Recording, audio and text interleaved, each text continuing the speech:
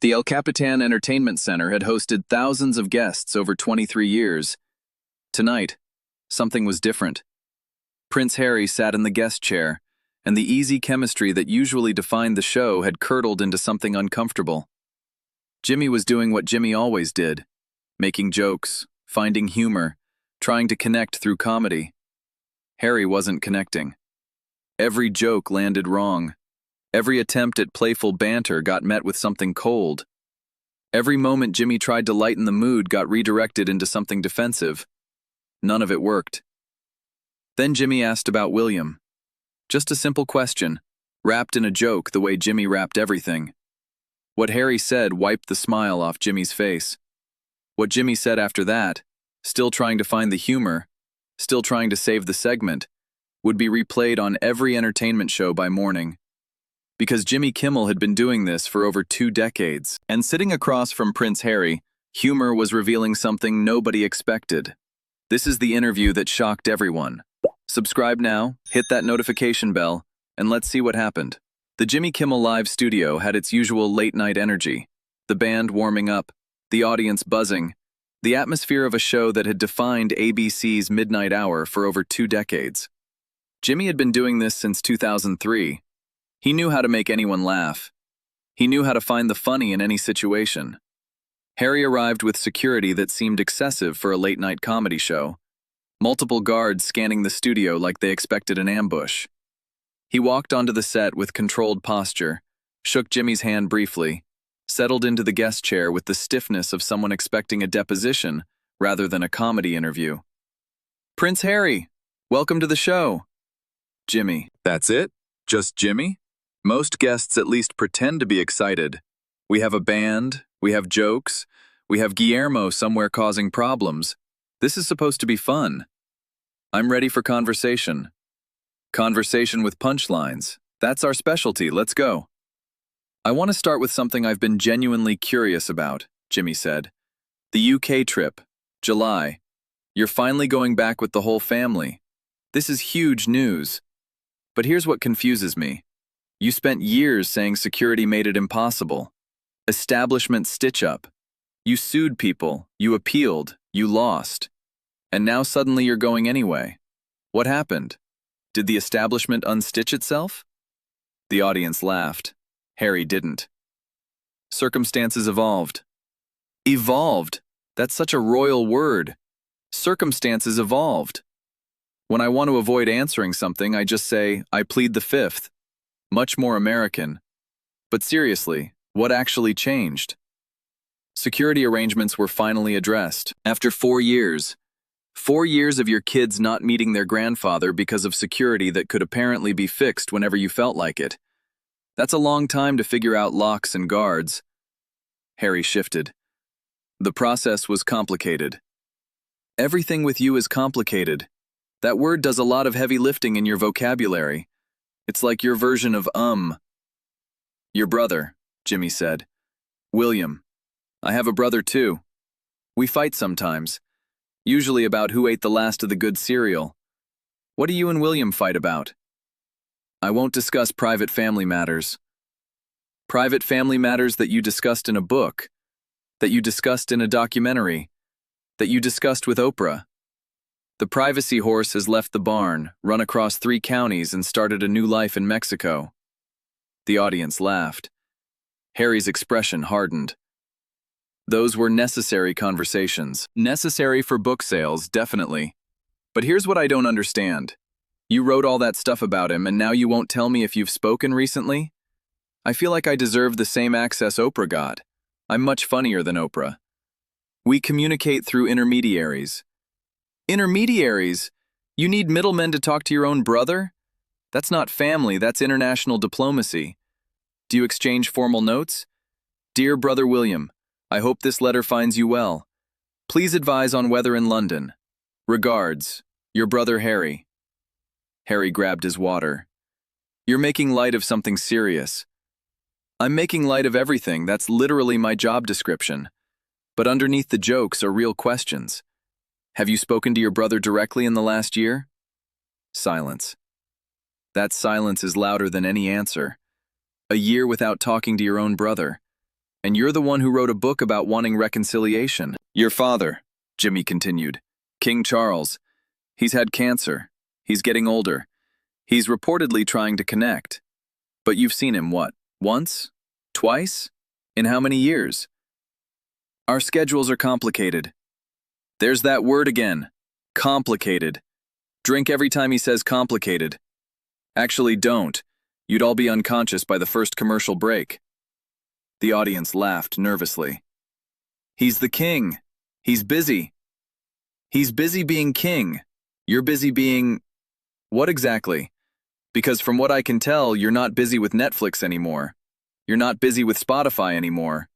What's filling up this schedule that prevents you from seeing your dad? I have foundation work. Foundation work that nobody can describe. I've looked into Archwell. Beautiful website, inspiring language. When I search for what it's actually accomplished, I find nothing. It's like a charity founded by a ghost.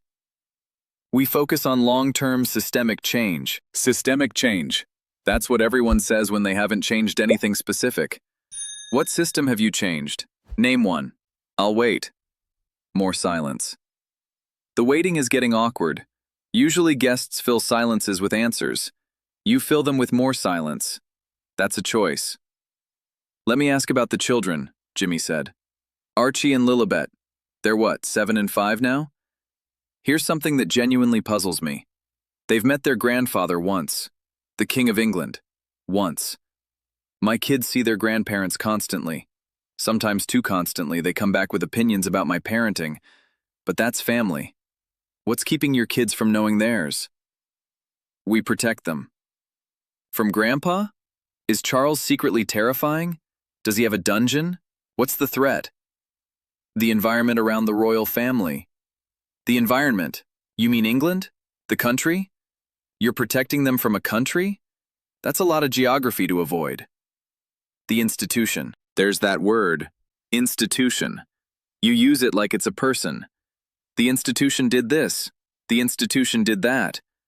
But institutions are made of people. And the people are your family. Unless you're telling me Buckingham Palace itself is sentient and has a grudge. You're simplifying something complex. I'm cutting through something overcomplicated. Your kids have cousins they don't know. An uncle they've never really met. A grandfather who's the literal king. And you're keeping them from all of it because of the institution. At some point, you have to ask if protection becomes deprivation. What do your kids know about their British side? Jimmy asked. Do they know they're technically royalty? Do they know about their grandmother Diana? Do they know their grandfather is king? We share age-appropriate information. Age-appropriate? So they know some things. Do they ask why they never visit Grandpa's house? Because Grandpa's house is a palace. Most kids would have questions about why they're not visiting the palace. Children adapt to their circumstances. Children also notice things. They notice when they're different. When other kids have grandparents they see regularly and they don't. When their cousins are on TV for royal events and they're watching from California. What do you tell them about that? Harry's face tightened. I won't discuss my children's private thoughts. I'm not asking about their thoughts, I'm asking about yours. What's your plan for explaining to them, eventually, why they grew up isolated from half their family? That's going to be a conversation someday. They're not isolated. They've met their grandfather once. That's isolation by any definition. Unless once in 6 years means something different in British. The divorce rumors, Jimmy said. They're everywhere.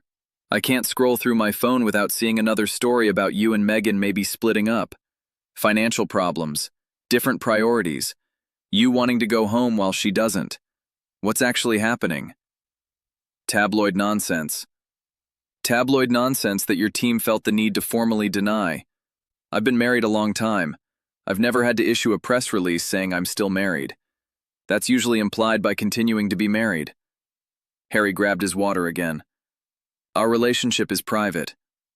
Your relationship was a Netflix documentary, like multiple episodes, with footage from inside your house. That's the opposite of private. That's inviting cameras into your bedroom. We chose to share our story. You chose to sell your story. There's a difference. And now that questions are getting uncomfortable, suddenly it's private again? That's very convenient timing.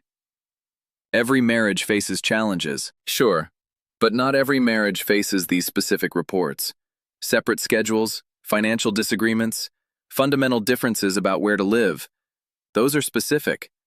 Where do those specific rumors come from if everything's fine? People who want to see us fail. People who want to see you fail would need material to work with. What material exists? Here's something I've been thinking about, Jimmy said. You came to America for a fresh start, new life, California sunshine, independence from the royal family. Great plan, very American dream. But what have you actually built here? Archwell, our foundation, which we've established does nothing measurable. What else? Media partnerships. That have all failed. Netflix is done. Spotify called you grifters. The retreat thing where people paid thousands and felt scammed. What's the pattern? Every venture faces challenges. Challenges, sure, but yours all fail. Consistently. At some point you have to ask if the ventures are the problem, or if there's a common element in all of them. Harry stood up slightly. That's unfair. That's observation. Unfair would be making stuff up. I'm describing documented outcomes. Netflix dropped you. Spotify insulted you.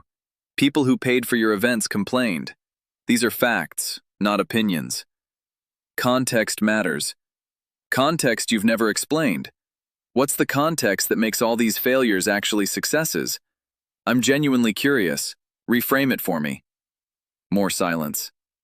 You can't, because there is no reframe. These are failures. Acknowledging them would be the first step toward doing something different. But you won't acknowledge them, so nothing changes. You know what I've noticed? Jimmy said, leaning back. You never laugh. I've been making jokes for 20 minutes. You haven't laughed once. Not even a courtesy chuckle. That's unusual. Most guests at least pretend my jokes are funny. Your questions have been hostile. My questions have had jokes attached. That's my style. I make everything funny because otherwise television is boring. But underneath the jokes are real questions, and you can't answer them. I've answered. You've deflected. Every question about your family becomes complicated. Every question about your business failures becomes challenges. Every question about your marriage becomes private. You have 3 words and you rotate through them like a very limited vocabulary carousel. The audience shifted uncomfortably. Being unable to laugh at yourself is a problem. It means you can't see yourself clearly. Everyone else on this show, actors, politicians, athletes, they can laugh at their own absurdity. You can't. That says something important. Not everything is funny. Most things are funny if you look at them right. The ability to find humor in difficulty is what makes people resilient. You've lost that ability. Or maybe you never had it. I've done this for 23 years, Jimmy said. I've interviewed everyone. Presidents who were being impeached, celebrities in the middle of scandals, people at their absolute worst moments. You know what they all had in common? They could still find moments of lightness. They could still laugh. He looked at Harry directly.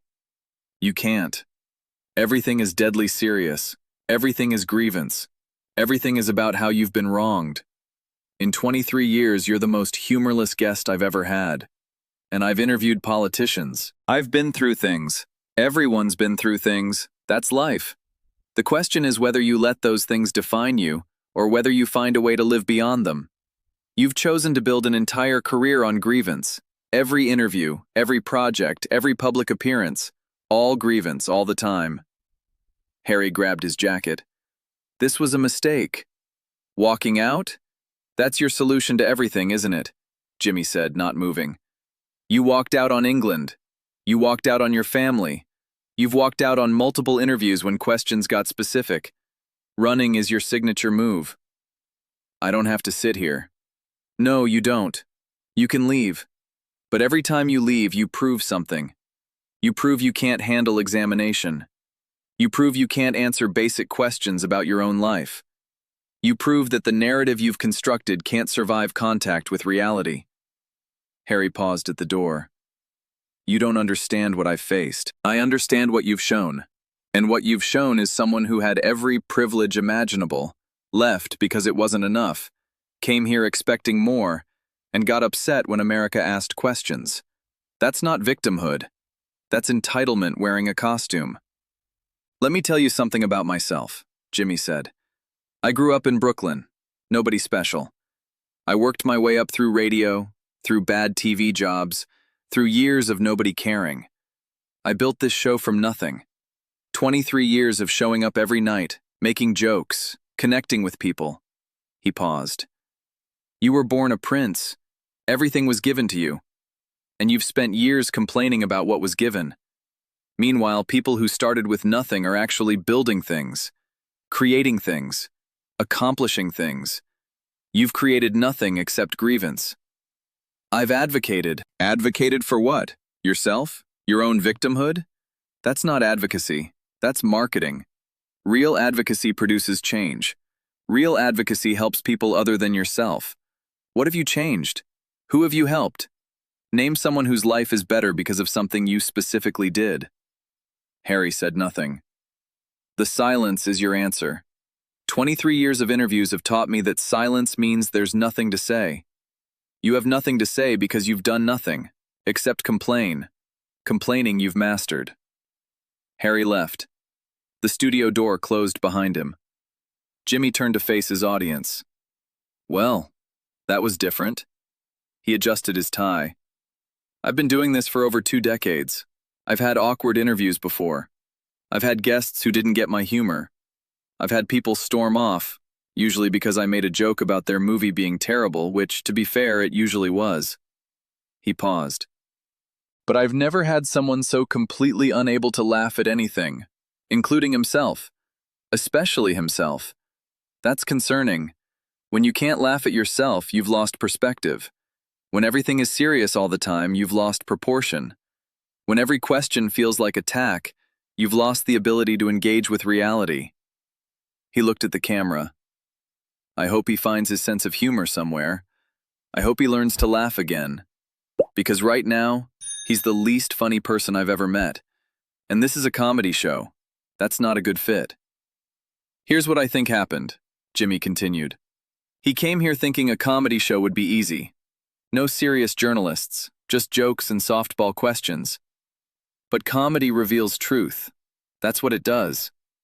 Jokes expose contradictions. Humor highlights absurdity. And he couldn't handle having his contradictions exposed.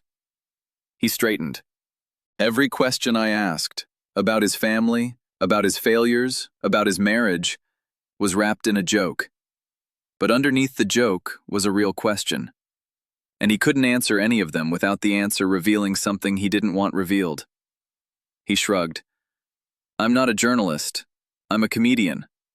But sometimes comedians see things journalists miss. We see the absurdity.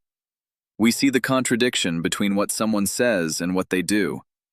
And tonight, that contradiction walked out my door because it couldn't handle being noticed. For Jimmy Kimmel, the interview became an unexpected demonstration of what comedy can reveal.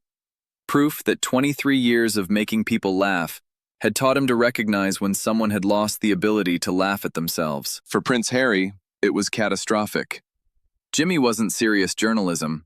He was late-night comedy, the friendliest format imaginable. Being unable to laugh on Jimmy Kimmel Live, walking out on a comedian, exposed something no PR strategy could address. But for the millions who watched, something else emerged. The contrast between Jimmy's humor, jokes offered, lightness extended, every opportunity to laugh together, and Harry's complete inability to participate in any of it told its own story. Jimmy made jokes. Harry couldn't laugh. Jimmy asked questions with humor. Harry treated them as attacks. Jimmy offered 23 years of making people comfortable. Harry walked out anyway. And in that walking out, in that devastating inability to find humor in anything, including himself, everything anyone needed to know about what Prince Harry had become was revealed. Some people can laugh at themselves. Others prove they've forgotten how. Jimmy offered comedy. Harry rejected it entirely. The funniest show on television couldn't find anything to laugh about, because Harry brought nothing funny with him. Just Grievance. Always Grievance. 23 years of late-night comedy. Thousands of guests who could take a joke, and he couldn't laugh at a single one. What does that tell you about what happens when victimhood becomes identity? If you want more content that recognizes when humor reveals truth, subscribe. Turn on notifications. Don't miss what matters. Drop a like. Share this with someone. More jokes. More truth. More of what 23 years teaches you about the revealing power of humor. Stay with us.